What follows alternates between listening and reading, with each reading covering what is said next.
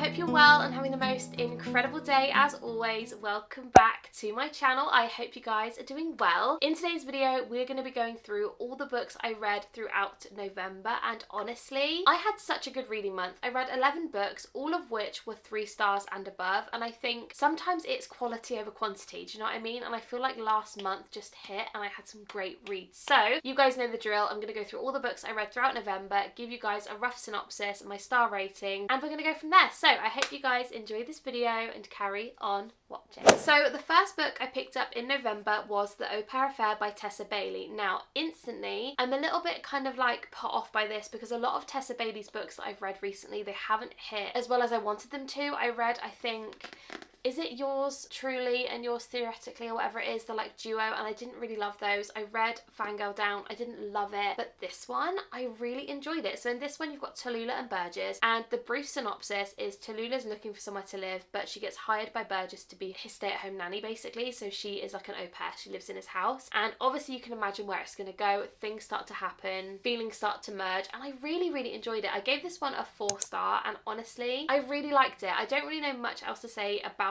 it without spoiling it because I wouldn't want to give you guys too many spoilers, but it was just a really good read. It goes kind of where you think it's going to go, and I think that is exactly what I needed at the start of the month. So that is the first book I read, and I really enjoyed it. So yeah, book number 1, 4-star. The next book I picked up was mine and Kelsey's book club pick of the month. If you guys didn't know, me and my amazing friend Kelsey have a book club, and it's called the Across the Pond book club. We pick one book a month and we read it with a bunch of you guys, which is so much fun. And this past month was The Boyfriend by Freda McFadden. I am a big Freda McFadden kind of girl. Like, I love her books so much. Like, I eat them up. Every single time a new book comes out, I instantly buy it. Even though I read them on my Kindle, I instantly buy the paperback, and I know I'm gonna love it. This one was no different. I loved this book. This was a 5-star for me, and I've seen some people read this and be like, I hated it, and I'm like, what do you mean? Like, what do you mean? Like, what do you mean? Because this book was so good. I absolutely loved it. So in this book, you've got Sydney, and she basically is having like a rough time dating, and she meets a guy, and he seems to be like the most perfect man. She also has a friend called Bonnie who lives in the same apartment, and Bonnie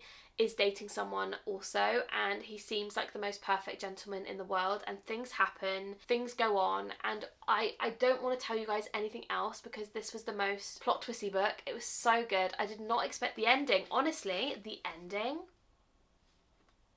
I still think about it. Like, I still think about it. I did not expect it. And I'm gonna be honest with you guys, I thought I nailed it because I read so many of her books that I think, right, it's gonna be the person who we least expect, and it's gonna be this relation. No, I was wrong. So I love this one, a 5-star read, and I will always read Freda's books forever and ever. And let me know down below, what are your favourite Freda McFadden books? I've read a lot of them. They're all on my Goodreads if you guys want to go and check. But anyone that I haven't read, please recommend because I need some more because I'm running out. So that was the second book I read, 5-star.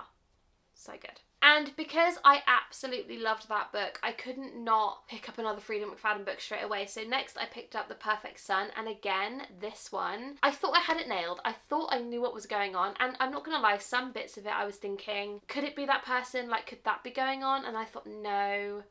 And it was. Like, I was wrong again, and I love this one. So this one is about a girl called Erica, and basically this girl at her kid's high school goes missing, and it kind of leads that her son is a bit suspicious, you know what I mean? Like, things are going on, things aren't making sense, and he's being a little bit odd, and I'm not going to tell you anything else because, again, I don't want to spoil it, but it is not what you think, and it is just so good.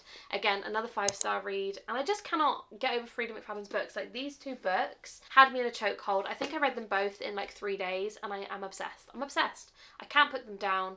They were just amazing. So I love those. The next book I picked up was One of Us is Back by Karen M. McManus. You guys know I love the One of Us is Lying series, and this is the 3rd book in that series. Honestly, it just gave me what I needed for this series, and I really don't want to kind of tell you guys too much about this because obviously it does carry on from the other 2, but what I will say is it does carry on from the original 4. Well, it's not really 4. I suppose there's more characters. Anyway, it goes on from the original gang, and you kind of have a few things that are going on, and things are picking up where they shouldn't be, and it is just such a good book. If you guys have seen the series on Netflix, it's so good. It got cancelled though, after season 2, which really broke me, and I need to know what happens. Like, I need to know what went on in the school, but we're never going to find out. This was brilliant. I really loved this one. Again, I'm not going to tell you too much about it, but this one was a 4-star read. That's all you need to know. Read the series. So good. The next book I picked up in November, I actually listened to on audiobook, and that is First Down by Grace Riley. I'm not really sure what possessed me to pick this up in November. It's not screaming winter cozy. I think it was just screaming, it's a short book, let's give it a go. And this one is about James and Bex, and Bex's ex is... that rhymes. Bex's ex is not a great guy, and she goes to a party and he's there and he's like trying to get back with her, and she's like no, and then she walks up to James and just kisses him to kind of give that illusion that she's with someone else, and then it basically goes from there. I'm not going to spoil it. It is a football photographer kind of romance, which was really nice, and I just really liked it. I loved both characters. They were so cute, and I really enjoyed listening to this. It was such a good audiobook, and yeah, I can't really say much about it without giving it away, but it is kind of your typical like sports romance with when the girl's like really artsy, and it is that kind of vibe. Like, it is a really cute story, but what I will say is that it definitely made me want to continue with the series, and yeah, it was really great. So I gave this one a 4-star, and I just thoroughly enjoyed it. The next book I read in November was Wild at Heart by K.A. Tucker. If you have not read A Simple Wild, honestly, this is my sign for you to read this book. Like, I have never been so in love with the series. The found family, the grumpy sunshine, the cozy vibes, the emotions in these books, I cannot even describe it. Like, I love them, and I love them so much that I actually annotated this book. I think I also annotated the first one, and I'm not sure whether I told you guys. I think I might have forgot that I did it, but yeah, like, some of the quotes in here are absolutely beautiful. Like, listen to this quote, for example. I can't remember what it feels like not being in love with you. I can't remember what it's like to wake up and not have you be the first thing I think about. Every morning I roll over in bed to check for a message from you. Every night I go to bed annoyed because you're not beside me, because you're so far away. I need you in my life like I need to fly, like I need this Alaskan air more than I need this air. And I honestly, it's just so emotional. Like, this book, I cried. Honestly, every book so far, bar the novella, I've sobbed my eyes out. So I would highly recommend the series. 5 stars if you couldn't tell. I just can't recommend it enough, and I'm so sad that I cannot ever read this for the first time again. But if you guys want a really lovely found family, emotional, kicking your feet, screaming, giggling kind of book, amazing. I also picked up the novella in that series, and that is Forever Wild. I didn't annotate this one. This one is a Christmas kind of novella, so it is based around Christmas time. It's cozy. Something really big happens in this book as well, which I can't tell you because it will completely spoil the other 2 books, but it is just a really lovely novella. I gave this one a 4-star, which for a novella, very high in my opinion. It's only 138 pages long, but it was just what I needed. Like, after that second book, this was just perfect, and I'm really excited to read book 4, but I'm also really scared to have it end because I love it so much. So yeah, that was really good. A 4-star read. I can't tell you anything because obviously it would give it away, so that is that one. The next book I read in November was Quicksilver by Callie Hart. I don't have a physical copy at the moment. I have ordered one through Waterstones, so that should be coming soon. But yeah, this book was absolutely phenomenal. This gave me that ACOTAR feeling, and that is something. Like, that is something coming from me. Like, I love ACOTAR so much, and this really gave me that vibe. This is a fantasy book about a girl who, I'm going to try and give you the synopsis without spoiling it. She basically does something which then leads her going somewhere, which leads her then going somewhere else, and when she goes somewhere else, she is kind of taken by this person. This is really hard to explain without spoiling it, but essentially she ends up meeting somebody, and he is just delightful. I can't even describe it without spoiling it. Like, how can I describe this book without giving too much away? Basically, you've got the main character who, she lives in a very poor part of the world, in this poor universe, I suppose, and she gets taken to the kingdom because of something, and then she ends up going from the kingdom somewhere else, and it's all because of this like power. And I don't want to kind of ruin it for you guys because this book is honestly, reading it not knowing anything is just perfection. Actually, do you know what, sod it, I'm not going to tell you anything else. All you need to know is this book is a fantasy book. It gave me ACOTAR, it gave me romance, it had the spice. Absolutely phenomenal. Such a good book. 5 stars.